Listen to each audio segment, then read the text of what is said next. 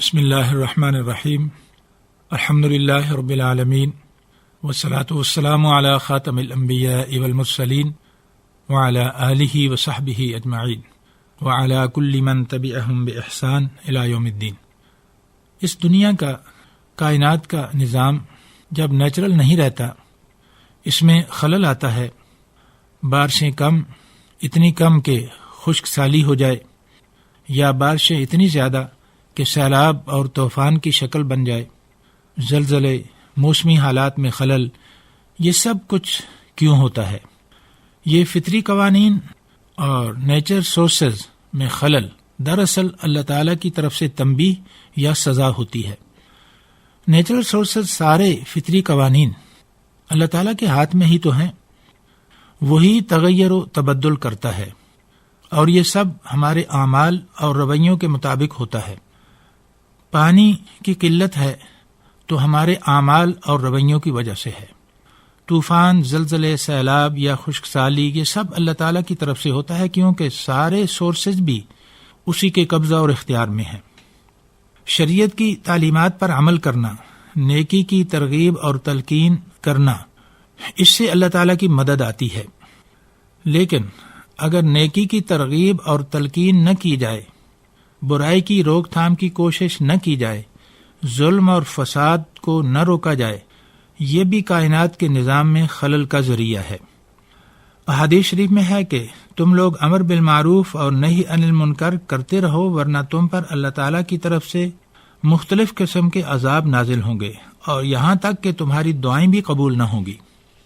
بخاری شریف میں سیدنا حضرت ابوبکر صدیق اکبر رضی اللہ تعالیٰ عنہ سے روایت ہے کہ رسول اللہ صلی اللہ علیہ وسلم نے ارشاد فرمایا کہ جب لوگ معاشرے میں منکرات، نافرمانی اور بدی کے کام دیکھیں، ان کی روک تھام کی کوشش نہ کریں اور ظلم کو نہ روکیں، تو اللہ تعالیٰ کے عذاب کا خطرہ ہوگا۔ ابن ماجہ شریف میں سیدنا حضرت ابو مالک اشعری رضی اللہ تعالیٰ عنہ سے روایت ہے کہ رسول اللہ صلی اللہ علیہ وسلم نے ارشاد فرمایا کہ بعض لوگ شراب پی رہے ہوں گے، اور اس کا نام انہوں نے کچھ اور رکھا ہوگا، رنگ رلیاں اور فحاشی ہوگی، اس کی وجہ سے اللہ تعالیٰ کا عذاب آئے گا۔ ترمذی شریف میں سیدنا حضرت علی رضی اللہ تعالیٰ عنہ سے روایت ہے کہ رسول اللہ صلی اللہ علیہ وسلم نے ارشاد فرمایا کہ جب مال غنیمت میں خیانت ہونے لگے، زکوٰۃ کو تاوان اور بوجھ سمجھا جانے لگے، تعلیم کے حوالے سے دینی مقصد کو پس پشت ڈال دیا جائے، بیٹا ماں کا نافرمان ہو جائے، اور بیٹا دوست کو باپ پر ترجیح دینے لگے، مساجد میں شور و غل ہونے لگے، قوم کا لیڈر پست ذہنیت کا ہو جائے، کسی شخص کی عزت اس کے شر سے بچنے کے لیے کی جائے، شراب عام ہو جائے، امت کے موجودہ لوگ پہلے لوگوں پر لعن طعن کرنے لگے، تو عذاب کا انتظار کرو، جو سرخ آندھی، زلزلوں، زمین میں دنسائے جانے اور شکلوں کے مسخ ہونے، پتھر برسنے اور ایسی کئی دوسری شکلوں میں سے ہو سکتا ہے، اور وہ عذاب ایسا لگاتار ہوگا جیسے کسی ہار کی ڈوری ٹوٹ جائے اور موتی لگاتار گرنے لگے۔ جس طرح آفتوں اور مصیبتوں کے ظاہری اسباب پر غور کر کے ہم ان کے تدارک کی کوشش کرتے ہیں، اسی طرح بلکہ اس سے بھی زیادہ ہمیں اس کے باطنی اور روحانی عوامل اور اسباب کی طرف توجہ دے کر ان کو دور کرنے کی کوشش کرنا ضروری ہے۔ بارشوں کا نہ ہونا، پانی کی شدید قلت، چیزوں سے محرومی، دیگر مشکلات اور پریشانیاں، ایسے حالات میں زیادہ استغفار کیا جائے، اپنی بدعمالیوں کا احساس کر کے توبہ کی جائے،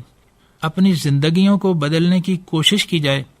امر بالمعروف اور نہی عن المنکر کا اہتمام کیا جائے، نیکی کی تلقین کی جائے، بدی سے روکنے کی کوشش کی جائے، دینی تعلیمات کی طرف رجوع کا ماحول بنایا جائے، ضرورت مندوں کی مدد کی جائے،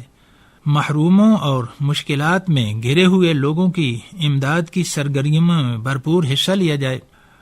قدرتی نظام اور اللہ تعالیٰ کی نعمتوں اور ذرائع اور اسباب جن کے حوالے سے کوتاہیاں ہیں، انہیں دور کرنے کی بھرپور کوشش کی جائے کہ ان سے زیادہ فائدہ اٹھائیں۔ ان ذرائع کو استعمال میں لانے کے لیے جو کمی اور کوتاہی ہے انتظامی اعتبار سے، تو اس کمی کو دور کی جائے۔ انہیں خوب استعمال میں لانے کے طریقے اپنائے جائیں، اور اس کے ساتھ ساتھ دعاؤں کی کثرت اور صدقہ خیرات کیا جائے۔ اللہ تعالی دنیا اور آخرت کی تمام نعمتیں عطا فرمائے، آمین یا رب العالمین۔